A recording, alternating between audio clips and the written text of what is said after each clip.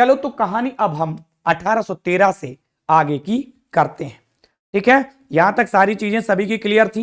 बताओ भाई, इससे पहले जो आया उसके बारे में सारी बात हम लोगों ने समझी।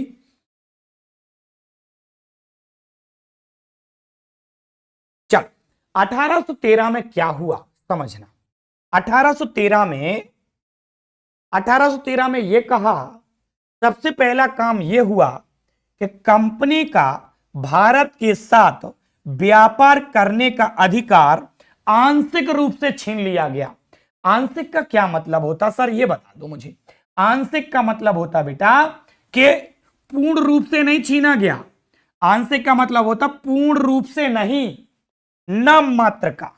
नाम मात्र का मतलब कुल मिला के भारत के साथ, कुल मिला के भारत के साथ में जो ईस्ट इंडिया कंपनी व्यापार कर रही है उस व्यापार के एकाधिकार को छीन लिया गया। मतलब और कुछ कंपनियां भेज दी गई जो ईस्ट इंडिया के कंपैरिजन में भारत में व्यापार करेंगी। बात समझ में आई? बात समझ में आई ना? कहीं दिक्कत किसी का तो बोलिए।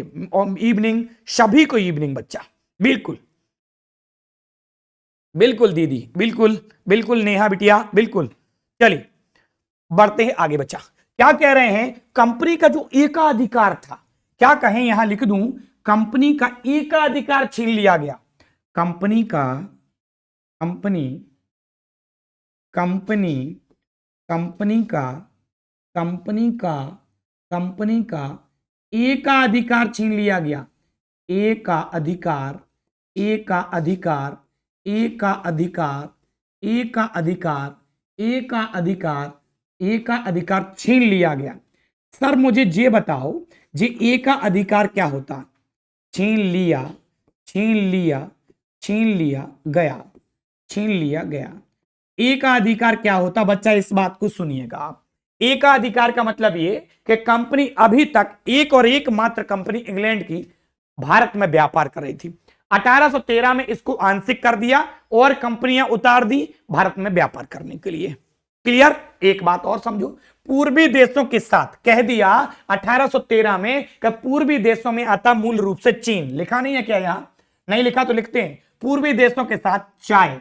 अरे चीन में चाय अच्छी होती थी, चाय उठा के इंग्लैंड ले जाते थे। इनका काम क्या था? व्यापार करने का। समझो, पूर्वी देशों के साथ चाय, अफीम का व्यापार 20 वर्षों के लिए बढ़ा दिया गया।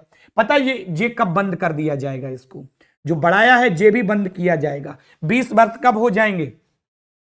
बंद किया जाएगा। अभी नहीं किया, किया किया बंद किया जाएगा, बंद किया जाएगा, बंद किया जाएगा। तो ये कब बंद किया जाएगा बेटा? तो 1833 में इसको बंद किया जाएगा। बंद कर देंगे 1833 में। अभी तो बढ़ा दिया गया, एकाधिकार छीन लिया गया। पहली बार 1 लाख रुपए का बजट आया शिक्षा पर। और शिक्षा किसके लिए? अरे शिक्षा कंपनी के जो लोग थे उन्हीं को तो शिक्षा दी जा रही थी। क्या भारतीय शिक्षाओं के लिए बजट थोड़ी आया कि भारतीय बच्चों को पढ़ा रहे थे? यहां कंपनी के जो कर्मचारी थे उनके बच्चे रहते, उन्हीं को, उनके लिए 1 लाख रुपए का बजट पेश हुआ, उनकी शिक्षा पे ये खर्च किया गया। हमरे लिए कुछ नहीं कर रहे थे भाई। ये कंपनी भारत के लिए कुछ नहीं कर रही थी, ये भारत के कर्मचारियों को लिए कुछ नहीं कर रही थी। क्या कह रहे हो? देखिए फास्ट मत करवाइए, फास्ट ही पढ़ा रहे हैं हम, ठीक है? बिल्कुल, रेखा गुप्ता ने सीएम पद की शपथ ले ली है। बिल्कुल बिल्कुल। चलिए, सही नाम क्या है उनका? रेखा। आगे क्या बताइए? शपथ ग्रहण समारोह हो गया और बीजेपी की सरकार दिल्ली के अंदर बन गई है और केजरीवाल सरकार दिल्ली से अब हट गई है बेटा। ठीक है, दिल्ली में विधानसभा की सीटें 70 हैं। 70 में से 48 सीटें, कितनी सीटें? 70 में से कितनी पाई? 48। किस पार्टी ने पाई? और 48 बीजेपी ने। और जो 22 सीटें हैं वो किसने पाई? वो 22 सीटें पाई हैं किसने? आप पार्टी ने। और 22 सीटों में बहुमत नहीं होता क्योंकि 70 सीटें हैं, 70 का 50% प्लस 1 होता है 36। तो बहुमत के लिए किसी भी पार्टी को 36 सीटें चाहिए, जिससे ज्यादा आई। इससे पहले बीजेपी की सीटें मात्र 8 थी और आप पार्टी की सीटें 62 थी। 62 से और पहले जब चुनाव हुआ था तब बीजेपी की सीटें मात्र कितनी थी? 3 थी और आपकी 67 थी। ठीक है, उससे पहले 13 में जब केजरीवाल बने, ठीक है, तो सीटों का आंकड़ा बहुमत वाली सरकार का था। 3 सीटें मैंने पिछली तक की आपको बता दी हैं। इसमें क्या कट रहा है? आ तो रहा है? ठीक है, अब बिजली पानी बंद। अब जैसा भी हो, ये आप जानो, रेखा लिखा हुआ कहां कट रहा है? चलिए कंप्यूटर महोदय से कहना है कि थोड़ा सही करें अगर कोई कट रहा है तो। ठीक है, मैं बता दूंगा, कुछ कटेगा तो परेशान मत होइए। इतनी बात क्लियर। 1 लाख रुपए पर बजट आया शिक्षा पर खर्च होने के लिए, खर्च होने के लिए, खर्च होने के लिए। तो शिक्षा पे खर्च होगा भाई, और क्या, शिक्षा पे खर्च होगा, खर्च होने के लिए आया। ठीक है, अब आगे देखो, इसी 1813 में भारत में ईसाई मिशनरी जो थे, ईसाई धर्म के प्रचारक थे, वो भारत में प्रचार करने के लिए आ गए और उनको खुली आजादी मिल गई। तो ये 1813 का जो एक्ट है, जिसमें जो जो बातें हुई वो सब बातें आपके पास हैं। आगे बढ़ू? ठीक है, आगे बढ़ जाते हैं। ठीक है, अब आगे बढ़ते हैं अगला। 1833 को समझिएगा, गौर से अच्छी तरीके से समझिए। और क्या कहने वाला है 1833? चाय व अफीम का व्यापार पूर्णतः, अभी क्या बोला था मैंने, क्या बोला था, यही बोल रहा था ना मैं। ठीक है, क्या कर दिया जाएगा? बंद। तो क्या किया? पूर्णतः बंद करा दिया गया।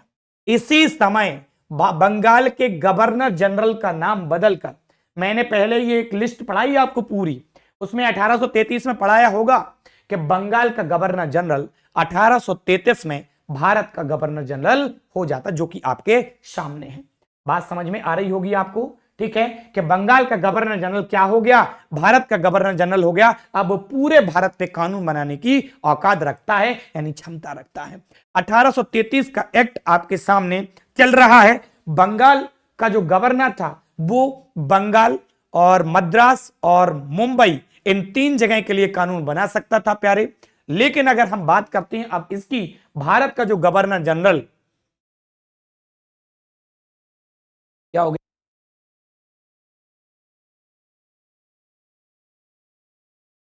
क्लास एकदम सही आ रही है? क्लास में कोई बफरिंग हो रही है क्या? मुझे बताइए, कोई समस्या? चलो आगे बढ़ो। क्या कह रहे हैं? अब क्या किया? पूरे भारत का कानून, देखो जो भारत का गवर्नर जनरल जो बन चुका, अब जे भारत का गवर्नर जनरल जो बन चुका, वो पूरे भारत के लिए कानून बना सकता है। और चाय और अफीम के व्यापार चीन के साथ जो ईस्ट इंडिया कंपनी का चल रहा था, उससे बंद कर दिया। लॉर्ड मैकाले की अनुशंसा पे, लॉर्ड मैकाले की अनुशंसा पे, ठीक है, अंग्रेजी शिक्षा आई भारत में, और अंग्रेजी शिक्षा का जनक किसे कहा जाता? लॉर्ड मैकाले को। ये बात आपकी क्लियर है। गवर्नर जनरल की परिषद में 4 सदस्य हो गए और चौथा सदस्य कौन था? लॉर्ड मैकाले था। कौन था? लॉर्ड मैकाले था। तो 1833 के एक्ट के अंतर्गत जितनी बातें हैं वो सारी आपके पास डली हैं। भाई पढ़ाई कर लो, ठीक है, ये राजनीति बाद में करना, ये तो सब चलता रहता है। ठीक है, पढ़ लो भैया, पढ़ने से ही सब उद्धार होना है। अब पढ़ाई नहीं करोगे तो गड़बड़ हो जाएंगी चीजें। आगे बढ़े? इतना क्लियर है? आगे बढ़े? ठीक है, बढ़िया से सीएम थे, बढ़िया थे, लेकिन वर्तमान में केजरीवाल सीएम नहीं थे, आतिशी जी सीएम थी। ठीक है, वर्तमान में आतिशी जी सीएम थी वहां की, केजरीवाल नहीं थे। पढ़ाई कर लो बेटा। ठीक है, तो बंगाल के गवर्नर जनरल को भारत का गवर्नर जनरल कहा गया, पूरे भारत पे कानून बनाने की क्षमता रखता। 1833 के एक्ट के तहत चीन के साथ चाय और अफीम का व्यापार बंद हो गया। लॉर्ड मैकाले अंग्रेजी शिक्षा चरणबद्ध रूप से भारत में लेके आए और गवर्नर जनरल की परिषद में 4 सदस्य हो गए, चौथा सदस्य लॉर्ड मैकाले था। आगे बढ़ते हैं और भारत में जो अंतिम एक्ट आ रहा है, मैंने एक लिस्ट दिखाई थी आपको, उसमें एक अंतिम एक्ट 1853 का था। क्या लिखा? 1853 का अंतिम चार्टर एक्ट। अच्छा सर, इसके बाद क्या आएंगे? फिर एक्ट नहीं आएंगे, अधिनियम आएंगे। क्यों? क्योंकि इसके बाद ईस्ट इंडिया कंपनी भारत से बाहर चली जाएगी 1858 में, और 1858 में जो महारानी थी, क्राउन थे ब्रिटेन के, उनका अधिकार भारत पे हो जाएगा। क्लियर है? क्लियर है? क्लियर है यहां तक? ऑल क्लियर बताइए, कोई दिक्कत?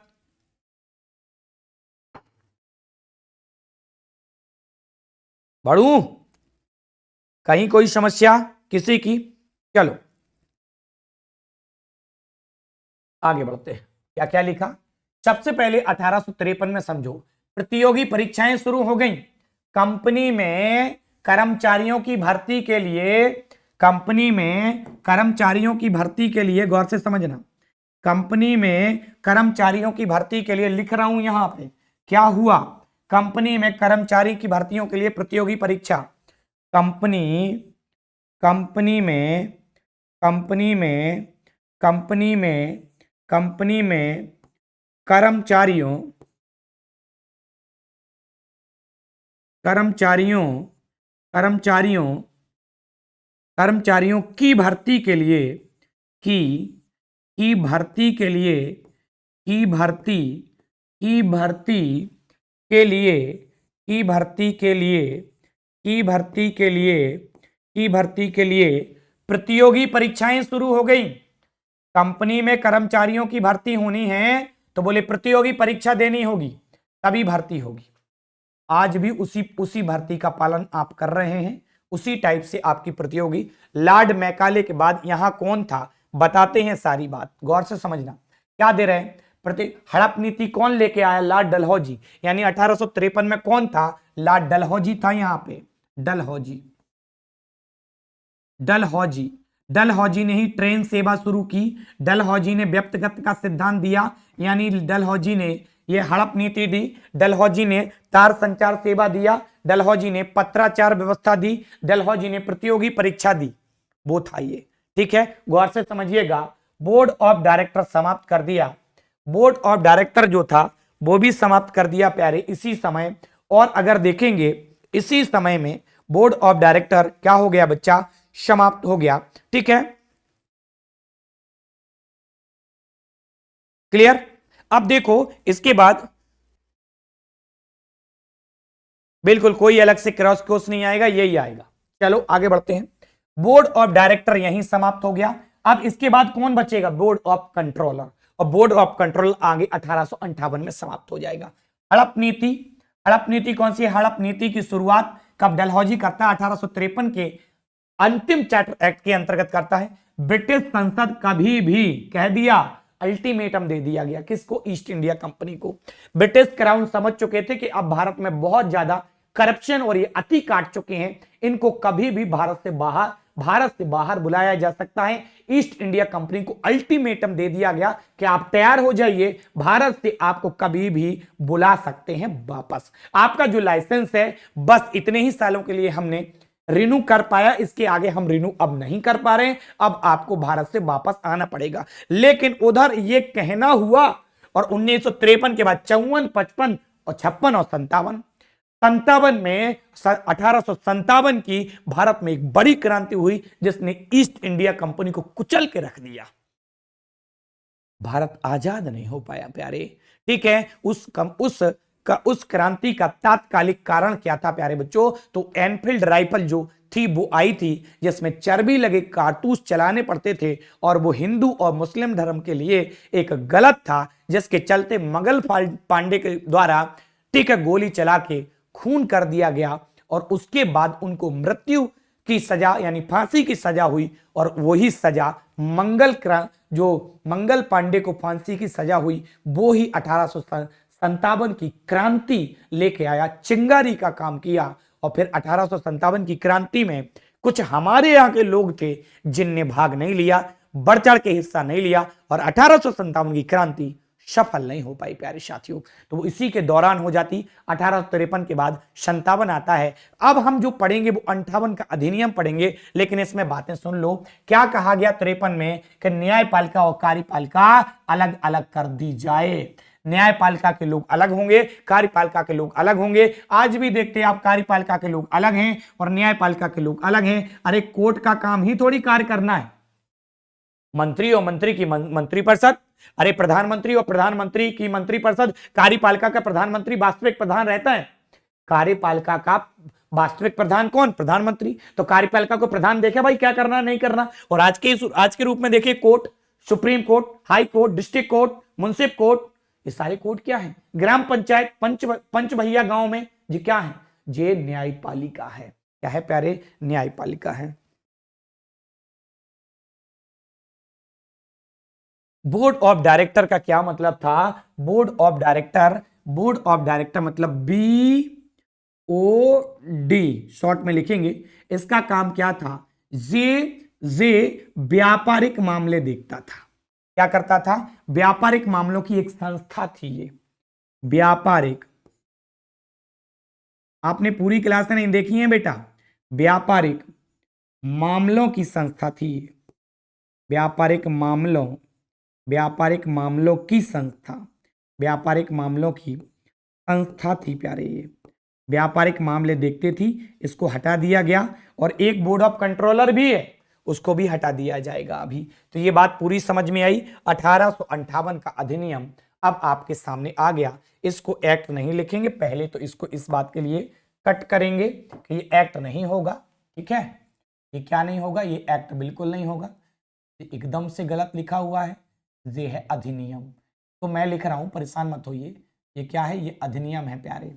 1858 का प्रथम अधिनियम आ गया अब भारत में। 1858 का प्रथम अधिनियम क्या है? अधिनियम है। क्या है? अधिनियम।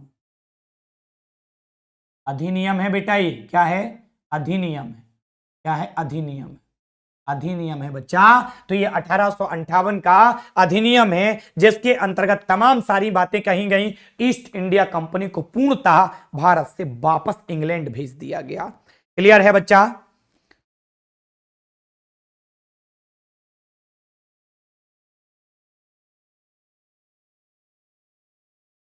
क्या कह रहे हैं? उसमें था,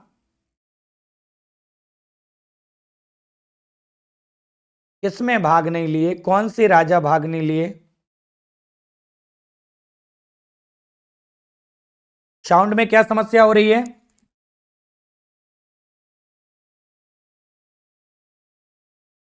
साउंड बढ़ाऊं? क्यों, आवाज नहीं आ रही है क्या? आवाज एकदम क्लियर होनी चाहिए बेटा। इतना तेज तो है भाई साउंड।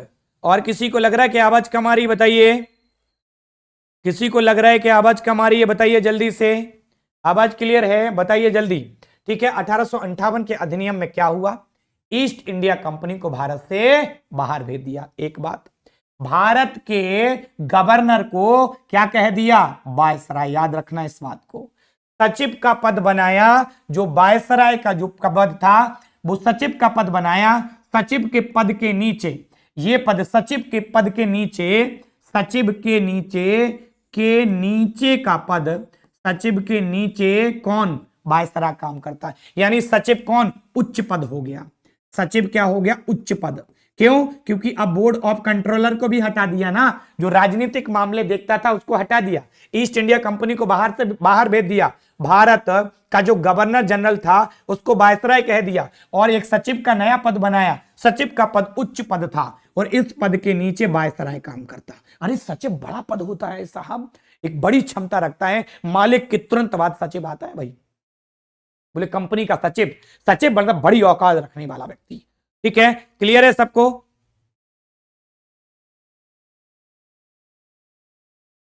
स्पीकर का क्या मतलब होता है? लो भाई, स्पीकर का, लोकसभा का जो अध्यक्ष होता है ना, लोकसभा, उसी को स्पीकर कहा जाता है।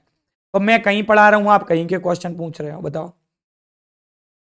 आवाज होता है? क्या आवाज होता है? आवाज होता है क्या? चलो आगे बढ़ते हैं। आवाज क्लियर है? काफी लोग बता रहे हैं मुझे। सचिव का नया पद बनाया, एक उच्च पद था।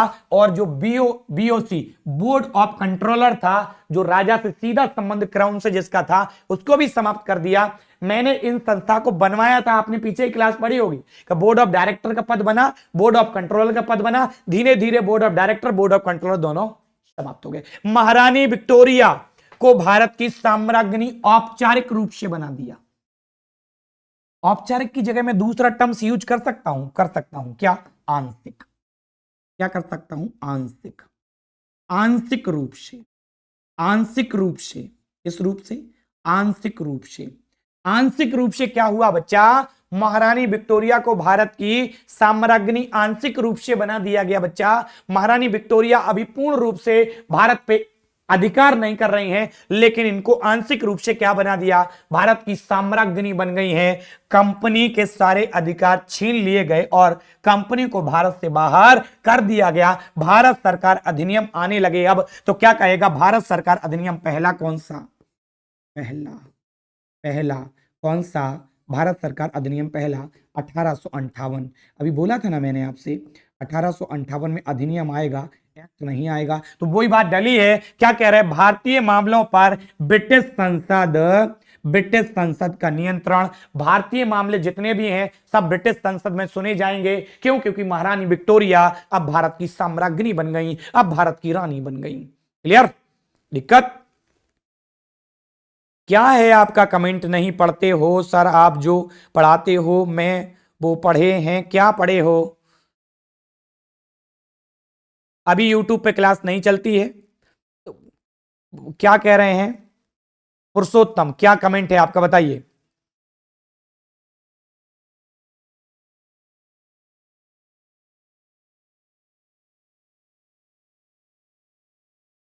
साफ सुथरी भाषा में लिखिए, क्या क्लियर है? काफी तमाम सारे लोग लिखते हैं सब कुछ क्लियर है, सब कुछ क्लियर है, पता नहीं फिर आपको कहां दिक्कत है कॉन्सेप्ट के लिए।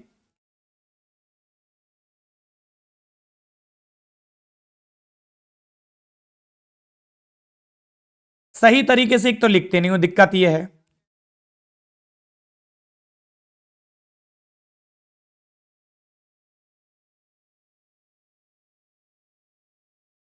चलिए पूछ लीजिए, अब आपके लिए खड़े हैं, आप कमेंट कर लीजिए, आप पूछ लीजिए, फिर उसके बाद आगे बढ़ेंगे। मन नहीं, पढ़ते मत जाओ भाई, कौन कह रहा पढ़ते जाओ? आपका कोई कमेंट है तो आप बता दीजिए, पूछ लीजिए, बताइए। देखो अभी आ गया, हैप्पी कह रहे हैं कमेंट में मत ध्यान दीजिए। देखो ठीक है, जब आपके ढेर सारे आपके कमेंट रहते हैं जिन पे कोई तर्क देने की जरूरत होती नहीं, वो आपके कमेंट होते। भाई मैं अब रुक गया हूं, अब मैं रुक गया हूं, आप अपने कमेंट कर दो, फिर हम आपके कमेंट देख लेंगे, तो उसके बाद फिर हम आगे बढ़ जाएंगे। ठीक है, बताओ। अभिषेक कह रहे हैं पढ़ाइए, फिर आ गया सब। नहीं भाई, तो देखो दो तीन लोग जो हैं, बस दो तीन ही लोग हैं पूरे तालाब में, दो तीन ही मछलियां गंदी हैं, वो तालाब को गंदा कराए हैं पूरा का पूरा। इस तरीके कमेंट करते हैं जो जरूरत है ही नहीं जिन कमेंटों की। भाई अब देखिए पुरुषोत्तम भाई, पता नहीं पुरुषोत्तम नहीं, कौन थे ये, कौन थे भाई, कहाँ चले गए? इनका कमेंट नहीं देखते हम, क्या नाम है? लो पता नहीं, sorry sir.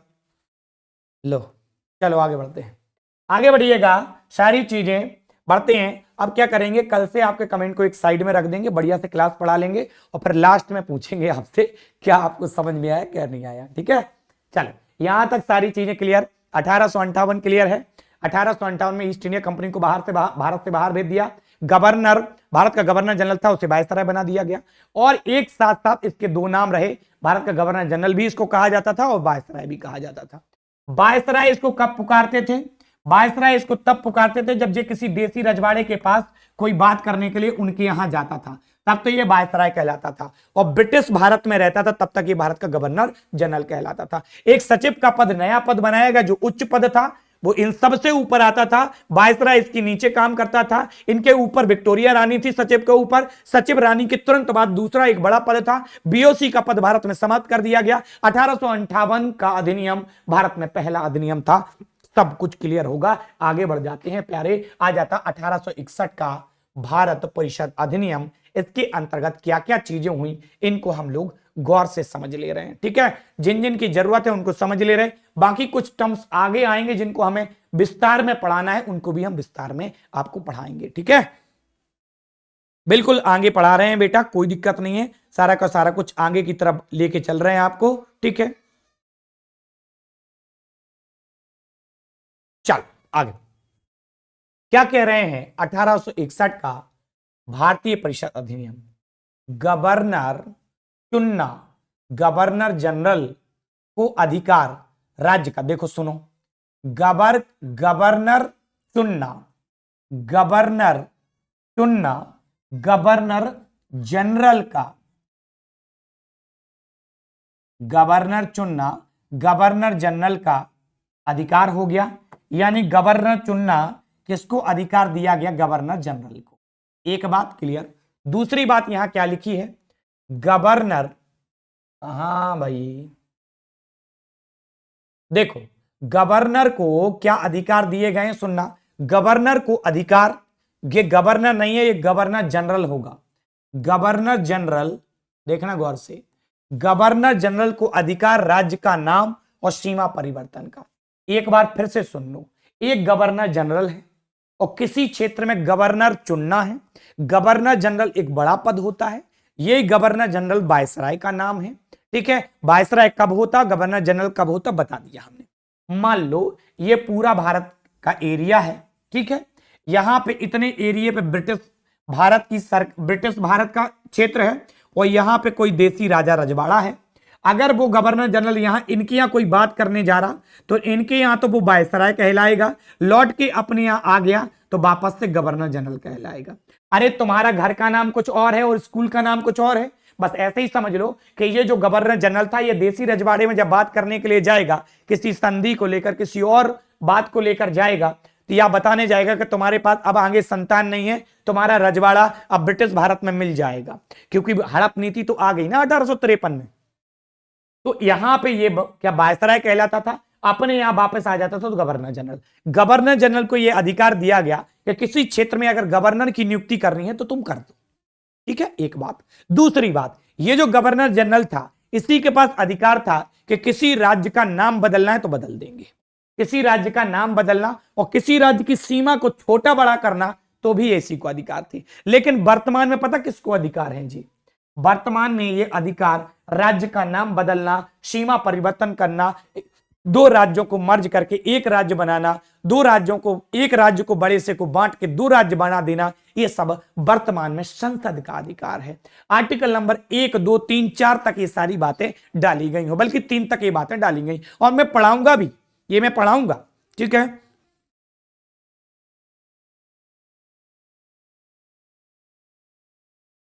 BOC board of controller बता तो दिया था भाई। बीओसी का मतलब बोर्ड ऑफ कंट्रोलर, जो राजनीतिक मामले देखता था।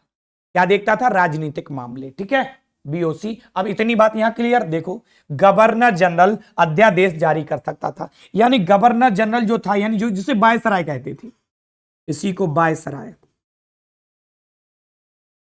वायसराय, ये गवर्नर जनरल था। देखिए, इसके बाद थोड़ा सा ये जो अधिनियम और एक्ट है इनको खत्म हो जाने दीजिए, फिर देखिए आप एकदम जबरदस्त तरीके से कंटेंट समझ में आएगा आपको। ठीक है, ये जो थोड़ा सा बोरिंग सा रहता है लेकिन पूरा का पूरा इंटरेस्टिंग आपको बनाने का प्रयास कर रहे हैं। ठीक है, तो देखिएगा ध्यान से, गवर्नर जनरल अध्यादेश, ये गवर्नर जनरल इसी का अन्य नाम था, इसी का अन्य नाम है जी, इसी का क्या है? ये दूसरा नाम है इसका, ये अन्य नाम है इसी का, इसी का दूसरा नाम है ये क्या? वायसराय। वायसराय जो था, वायसराय यानी गवर्नर जनरल अध्यादेश जारी कर सकता था, यानी अकेले ही कानून बना सकता था। राष्ट्रपति अध्यादेश जारी करने की शक्ति रखता है आर्टिकल नंबर 123 में, और 213 में राज्यपाल अध्यादेश जारी करने की शक्ति रखता है। आपको पता होगा, नहीं पता होगा तो हम ही को सही मान लो भाई। आगे बढ़ो। गवर्नर जनरल अध्यादेश यानी अकेले ही कानून बना सकता था, अकेले ही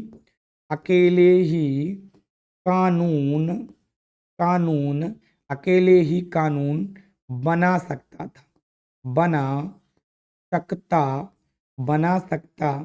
था, अकेले ही कानून बना सकता था।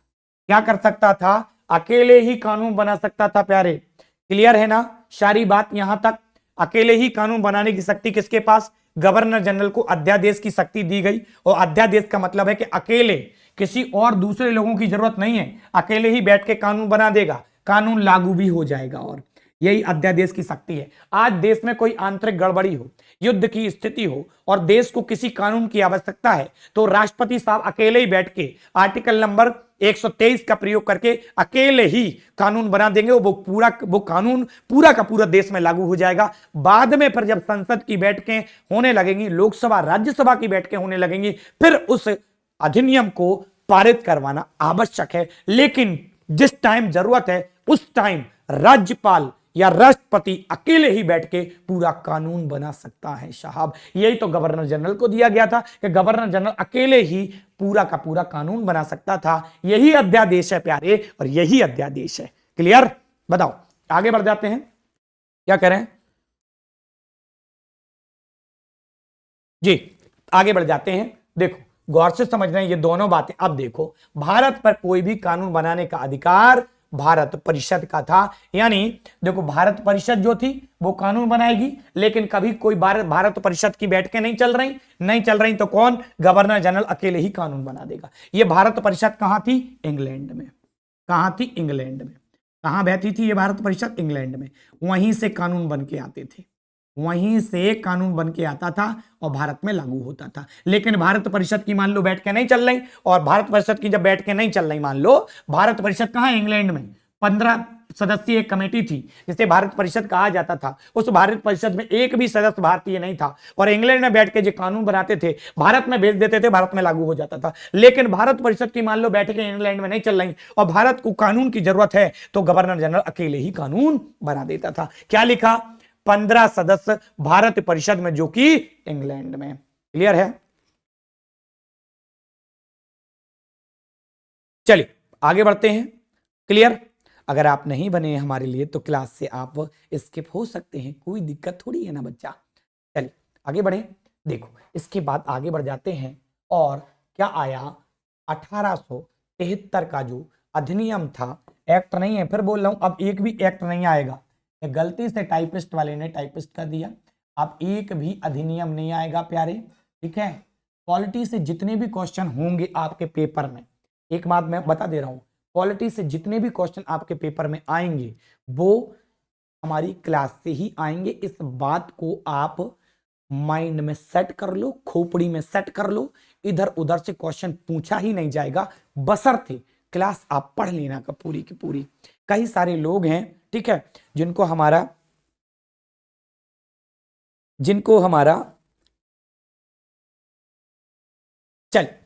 हमारा ये पूरे तरीके से हम प्रतिबद्ध हैं इसके लिए कि जो भी आपके पेपर में पॉलिटी से क्वेश्चन आएगा वो हमारे ही क्लास से आएगा और हमारे ही नोट्स से आएगा। लेकिन आप क्लास कर लीजिए, आपको तर्क कुतर्क करने की आदत हो गई है, अब क्या कर सकते हैं। देखो 1873 में एक बात कही गई, 1873 में एक बात कही गई, क्या? कि ईस्ट इंडिया कंपनी को भंग कर दिया जाएगा। कब कर दिया जाएगा? 1884 में। और ईस्ट इंडिया कंपनी 1858 में भारत से बाहर चली गई थी प्यारे। भारत से कहां चली गई थी? बाहर। और भारत से बाहर चली गई थी और ये इंग्लैंड में व्यापार कर रही थी। लेकिन 1 जनवरी 1884 को ईस्ट इंडिया कंपनी को पूरे तरीके से भंग कर दिया गया बच्चा, औपचारिक। और जब भंग कर दिया गया तो अब वो कहीं व्यापार नहीं कर रही है। क्लियर है? यहां तक सारी चीजें मेरे हिसाब से यहां तक क्लियर होंगी। आगे बढ़ जाते हैं, ठीक है। चलिए ये उसके लिए बने हैं। देखो क्या कह रहे हैं, 1876 का अधिनियम, बहुत अच्छे से पढ़िएगा। इस अधिनियम का एक नाम है, इसको शाही उपाधि अधिनियम कहते हैं। क्या कहते हैं इसको? शाही उपाधि अधिनियम के नाम से इसको जाना जाता है। किस नाम से जाना जाता? शाही उपाधि अधिनियम के नाम से इसको जाना जाता। क्या हुआ? गौर से देखना, हमने अभी 1858 में क्या पढ़ाया था आपको कि महारानी विक्टोरिया भारत की आंशिक रूप से साम्राज्ञी बनी। लेकिन अब मैं फिर पढ़ा रहा हूं आपको, 28 अप्रैल 1876 महारानी विक्टोरिया को भारत की पूर्ण रूप से साम्राज्ञी बना दिया गया। क्या कर दिया गया? भारत की पूर्ण रूप से साम्राज्ञी बना दिया गया प्यारे। तो ये पूर्ण रूप से आपके सामने डला हुआ है कि पूर्ण रूप से साम्राज्ञी महारानी विक्टोरिया को भारत की कब बनाया? तो 28 अप्रैल 1876 में बनाया है, ठीक है। गवर्नर जनरल 5 से 6 सदस्यों की संख्या लोक निर्माण विभाग भी इसी समय। कोई दिक्कत नहीं, यहां से एक ही टर्म्स को याद करना अच्छे से कि ये बताओ शाही उपाधि अधिनियम कब आया, तो 1876 में आया। इस अधिनियम के तहत क्या हुआ, महारानी विक्टोरिया को भारत की पूर्ण रूप से अपूर्ण रूप से साम्राज्ञी बना दिया गया। ठीक है, समझ गए बच्चा? ठीक है, ईस्ट इंडिया कंपनी है ना, कहां है अब ईस्ट इंडिया कंपनी, कहां पे? ये 1858 में चली गई थी, अब नहीं है। अब कौन है? महारानी विक्टोरिया भारत को संभाल रही हैं, सचिव भारत को संभाल रहा है, भारत को गवर्नर जनरल संभाल रहा है। अरे उसी गवर्नर जनरल का नाम है वायसराय, वो भारत को संभाल रहा है और भारत को कोई नहीं संभाल रहा है। तो भारत में क्या हुआ, जो गवर्नर जनरल की परिषद थी, उस परिषद में सदस्यों की संख्या 5 से 6 कर दी और क्या किया, इसी समय लोक निर्माण विभाग की स्थापना की। और ये लोक निर्माण विभाग क्या कराता, आज भी देखते हो लोक निर्माण विभाग के तमाम काम है, पीडब्ल्यूडी आप देखते हो, वो तमाम सारे काम कराता है। तो महारानी विक्टोरिया के अधिकार क्षेत्र में भारत में सारा कुछ काम रन करने लगा। तो आप शाही उपाधि अधिनियम याद रखेंगे कि 1876 में आया, महारानी विक्टोरिया को इसी समय भारत की पूर्ण साम्राज्ञी बनाया और जो गवर्नर जनरल की परिषद थी उसमें 5 की जगह 6 सदस्य हो गए और लोक निर्माण विभाग की भी स्थापना कर दी गई और लोक निर्माण विभाग के जो काम है वो अपने काम करेगा। क्लियर? बिल्कुल क्वेश्चन करवाएंगे, बिल्कुल क्वेश्चन करवाएंगे बेटा, और हम आपके सामने जल्दी ही क्वेश्चन लेके आएंगे। लेकिन इतना हो तो जाने दीजिए टॉपिक कि क्वेश्चन आंसर करा पाए, इतना टॉपिक हो जाने दीजिए कि क्वेश्चन आंसर लागू टॉपिक हो जाए। ठीक है, आगे बढ़ूं, चलिए अब देखो, आपने एक पॉइंट पढ़ा था भारत परिषद, कहां है भारत परिषद, मैं पीछे ले जा रहा हूं, कहां है भारत परिषद, कहां है? इंग्लैंड में। कितने सदस्य हैं? कितने सदस्य? 15। इसका क्या काम है? भारत के लिए कानून बनाना। क्या लिखा? भारत पर कोई भी कानून बनाने का अधिकार भारत परिषद का है। कहां है? इंग्लैंड में। अब गौर से समझना, इस भारत परिषद में एक भी सदस्य भारतीय नहीं है, लेकिन धीरे धीरे मांग हुई तो भारत परिषद में 2 सदस्यों को नियुक्त किया गया। भारत परिषद में क्या किया गया प्यारे? 2 सदस्यों को नियुक्त किया गया, गौर से देखना। और उन 2 सदस्यों को क्या किया गया? एक तो हसन बिलगामी और एक केसी गुप्ता।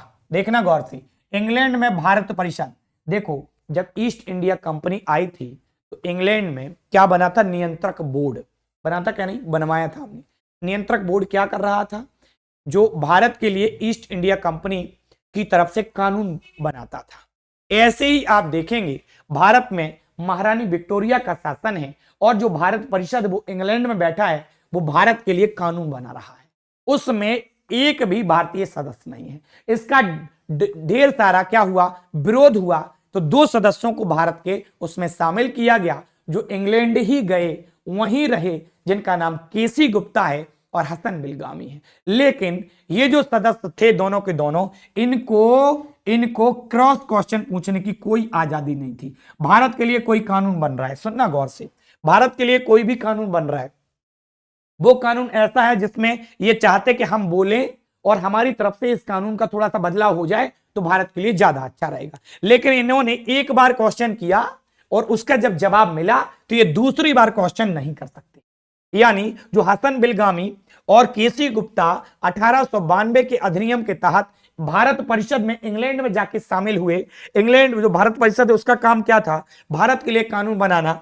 ये जो केसी गुप्ता और हसन बिलगामी भारत परिषद में जाके इंग्लैंड में शामिल हो गए। जब भारत परिषद कोई कानून बना रही है तो ये सिर्फ और सिर्फ एक बार बोल सकते, इन्हें जो आंसर मिल गया बस चुप रहेंगे। यानी कुल मिला के ये क्रॉस क्वेश्चन नहीं पूछ सकते। धीरे धीरे क्रॉस क्वेश्चन की भी आजादी इनको मिलेगी, बिल्कुल कराएंगे, जल्दी कराएंगे। मुझे भारतीय संविधान का इतिहास जो है ये खत्म हो जाए उसके बाद तुरंत कराएंगे। जैसे ही हम भाग नंबर 1 पे आ जाएंगे वैसे ही भारत के संवैधानिक इतिहास के हम आपके लिए ऑब्जेक्टिव क्वेश्चन लेके आ जाएंगे।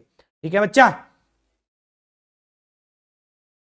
बिल्कुल ऑब्जेक्टिव क्वेश्चन कराएंगे, परेशान मत होइए। आंशिक रूप से संसदीय व्यवस्था लागू हो गई, पूर्ण रूप से नहीं। आज के समय में कैसी है संसदीय व्यवस्था? पूर्ण रूप से संसदीय व्यवस्था है भारत में। भारत में एक संसद है, संसद के अंतर्गत लोकसभा है, राज्यसभा है, लोकसभा के सदस्य हैं, सांसद बनते, राज्यसभा के सांसद बनते। तो भारत में आंशिक रूप से संसदीय व्यवस्था कब हुई लागू? तो हुई 1892 के अधिनियम के तहत। फिर पूछेंगे, देखो ये 2 लोग गए थे, कौन? जी केवल और केवल किस पे बहस कर सकते थे? बजट पर बहस करने का अधिकार था इनको। जब भारत के लिए बजट प्रस्तुत हो रहा होता, जैसे देखा आपने उत्तर प्रदेश का बजट प्रस्तुत पेश किया गया, उससे पहले आपने देखा बच्चा कि पूरे भारत का बजट पेश हुआ था। तो ऐसे ही भारत के लिए बजट जब पेश होता था तो ये जो केसी गुप्ता और हसन बिलगामी है, इस पे केवल तर्क दे सकते थे, मतलब बात कर सकते थे, और कोई कानून बनना तो उसमें ये नहीं बोल सकते थे। मतलब जे लोग पहुंचे ना पहुंचे सब बराबर सा है। क्लियर?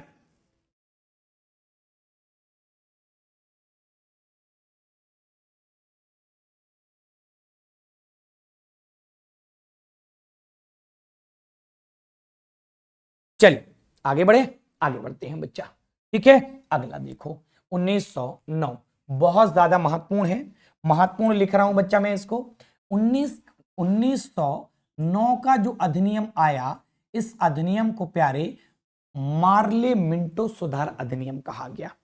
अब आपको याद रखना है,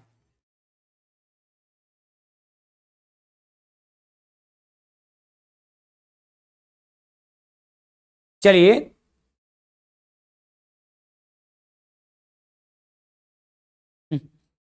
चलिए देखिए, जिनको इस तरीके से नहीं पढ़ना उनके लिए खुले द्वार तो हैं, वो क्लास से स्किप हो सकते हैं, कहां दिक्कत है बताया तो मैंने।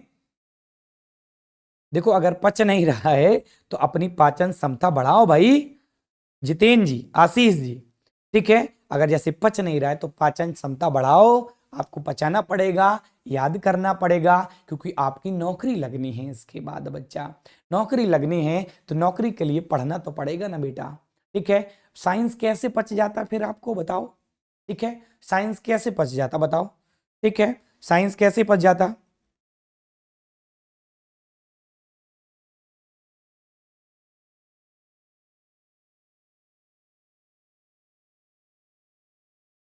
चलिए, क्या कह रहे हैं, ईस्ट इंडिया कंपनी, मैं फिर बोल दे रहा हूं, ईस्ट इंडिया कंपनी भारत में नहीं थी 1858 में। फिर देख लीजिएगा जिनके लिए भी बोल रहा हूं, ईस्ट इंडिया कंपनी 1858 में भारत से बाहर जा चुकी, कहां?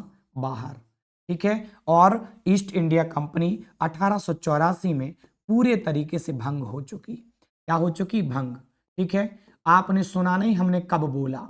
ठीक है, वो हमने पिछले के लिए बोला था, यहां नहीं बोला, आप सुनने में समझ ही नहीं पाए, या तो रिपीट करके आप सुन लीजिएगा मैं क्या बोल रहा हूं अच्छे से, जो भी कमेंट कर रहे हैं। ठीक है ना बेटा? चलो देखो 1909, 1909 का अधिनियम आया, इस अधिनियम को क्या नाम दिया गया जरा गौर से देखना, मार्ले मिंटो सुधार अधिनियम। मार्ले मिंटो सुधार अधिनियम कब आया? आपके पेपर में कई बार पूछा है। मॉन्टेस्क्यू चेम्सफोर्ड सुधार अधिनियम कब आया? आपके पेपर ने कई बार पूछा है। भारत सरकार अधिनियम सबसे बड़ा कब आया?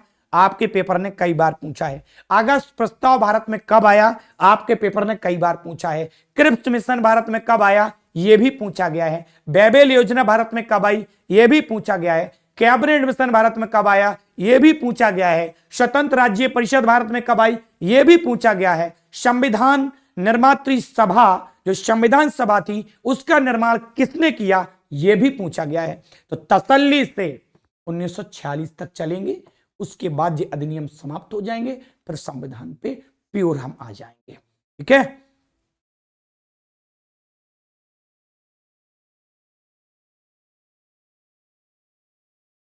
बिल्कुल बिल्कुल बिल्कुल बिल्कुल आशीष जी।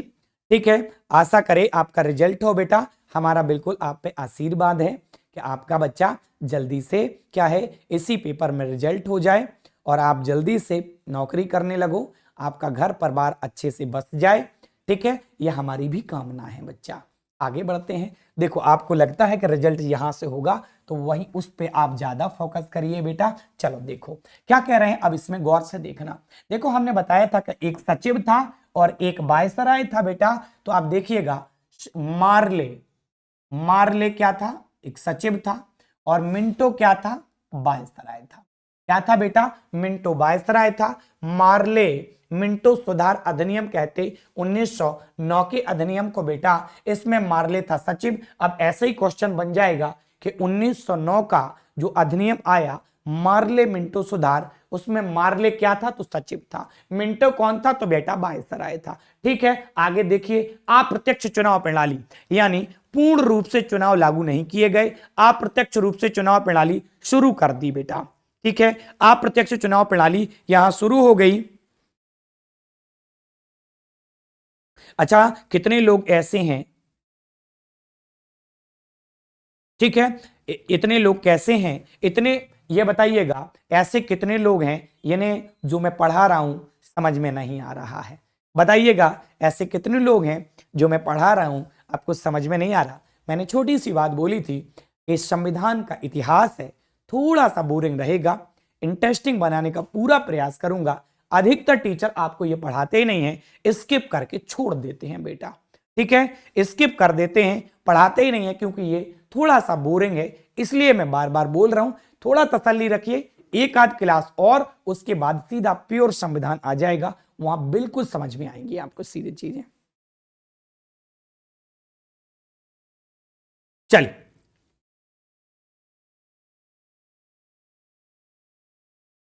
बिल्कुल देखो, माइंड से सबसे पहले ये फितूर निकाल दो कि हमारा सिलेक्शन नहीं होगा, बिल्कुल बिल्कुल, सब देखो माइंड से देखो, हम पॉजिटिव वे में रहेंगे तभी रिजल्ट हो पाएगा प्रभात जी, हम अगर पॉजिटिव वे में नहीं रहेंगे तो रिजल्ट बच्चा नहीं हो पाएगा। हम दम लगा के पढ़ाई करेंगे और हमारा रिजल्ट होगा होगा होगा, ये माइंड में सेट करेंगे हम। देखो क्या कह रहे, अप्रत्यक्ष चुनाव प्रणाली की शुरुआत कब हुई, यानी जनता को डायरेक्ट वोट डालने की आजादी नहीं मिली अभी, जनता के कुछ प्रतिनिधि हैं वो वोट डाल के आ जाएं। जैसे मैं हूं, मैं आप लोगों को पढ़ा रहा हूं, मैं आप सबका प्रतिनिधित्व करता हूं, मैं जाके वोट डाला हूं, आप सबका वोट डल गया, ये अप्रत्यक्ष चुनाव प्रणाली होती है।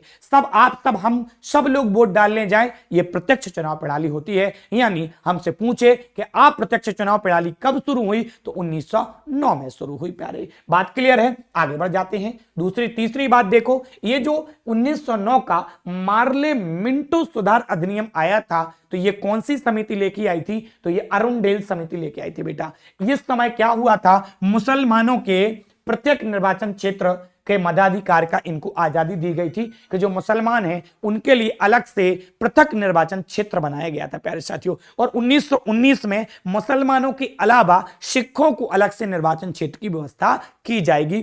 तो आपको बहुत अच्छे से तो पहले यह याद रखना है कि मार्ले मिंटो सुधार अधिनियम कब आया तो 1909 में आया। मार्ले कौन सचिव और मिंटो कौन वायसराय, अप्रत्यक्ष चुनाव प्रणाली शुरू यही हुई बेटा। मार्ले मिंटो सुधार अधिनियम इसी को कहते हैं। मुसलमानों को अलग से निर्वाचन क्षेत्र की व्यवस्था यही हूं बेटा। अप्रत्यक्ष निर्वाचन की व्यवस्था यही हूं बेटा। बजट सत्र के दौरान क्रॉस क्वेश्चन पूछ सकते थे कौन, केसी गुप्ता, केसी गुप्ता, अरे भारत परिषद में यही थे ना, केसी गुप्ता और हसन बिलगामी। कौन, हसन बिलगामी, हसन हसन बिलगामी, बिलगामी, हसन बिलगामी, हसन बिलगामी, तो कौन, हसन बिलगामी, हसन बिलगामी, हसन बिलगामी प्यारे, हसन बिलगामी और केसी गुप्ता जो थे वो क्रॉस क्वेश्चन पूछने की उनको अब आजादी मिल गई। क्लियर है, ठीक है, आगे बढ़ते हैं। सब बहुत सारे बच्चों का कमेंट मैं देख पा रहा हूं जिनको समझ में आ रहा है सारा, ठीक है, बहुत सारे बच्चे ऐसे हैं जो बिल्कुल लगातार बोल रहे हैं, सारी बात समझ में आ रही है। देखो 1919 बहुत शानदार, यहां इसी पे क्लास आज खत्म करेंगे। फिर साइमन कमीशन 1927, भारत आबा आया, क्या क्या हुआ, पूरी बातें हम समझेंगे। तो ये भी एक हेडिंग है जिसको हम समझेंगे नेक्स्ट क्लास में। लेकिन बेटा हमें यहां तक समझना है 1919। सबसे पहले हमें 1919 के लिए नाम जानना है कि 1919 का जो अधिनियम है बेटा उसको क्या कहा जाता है बच्चा, तो उसको कहा जाता है क्या, मॉन्टेस्क्यू चेम्सफोर्ड सुधार अधिनियम। आपके लिए यही बहुत महत्वपूर्ण है। मार्ले मिंटो सुधार अधिनियम 1909 आपके लिए बहुत ज्यादा महत्वपूर्ण है, गौर से देखना। मॉन्टेस्क्यू एक व्यक्ति जे, चेम्सफोर्ड एक व्यक्ति जे, और ये सुधार अधिनियम आया। देखो हमने पहले व्यक्ति को पीछे सचिव बनाया था, यानी पहला व्यक्ति सचिव था, और इसमें भी पहला व्यक्ति सचिव है और दूसरा वायसराय। आपसे अगर क्वेश्चन ये पूछ ले मार्ले मिंटो सुधार अधिनियम में सचिव कौन था, तो पहला मार्ले, और मॉन्टेस्क्यू चेम्सफोर्ड सुधार अधिनियम में सचिव कौन था, तो पहला, ठीक है, पहला। वायसराय दूसरा उधर भी और वायसराय दूसरा इधर भी। क्लियर है? चलिए, बहुत शानदार नेहा, बिल्कुल ढेर सारा धन्यवाद बेटा, ढेर सारा धन्यवाद। आगे बढ़ते हैं। देखो, देखिए प्रत्यक्ष चुनाव प्रणाली, यानी प्रत्यक्ष चुनाव प्रणाली यहां पे आ गई। इससे पहले मैंने क्या कहा, अब जनता को वोट डालने का अधिकार हो गया। प्रांतों में द्वैध शासन, प्रांतों में दोहरा शासन शुरू हो गया। क्या हुआ बेटा, प्रांतों में दोहरे शासन की व्यवस्था यहां कर दी गई कि प्रांत जो था, कितने प्रांत थे ये बताइएगा, तो 8 प्रांत थे। कितने प्रांत थे? 8 प्रांत थे। दोहरा शासन समझते हो? 8 प्रांत थे। दोहरा शासन समझते हो? एक ही क्षेत्र पर 2 शासकों का अधिकार हो, उसी को दोहरा शासन कहते हैं।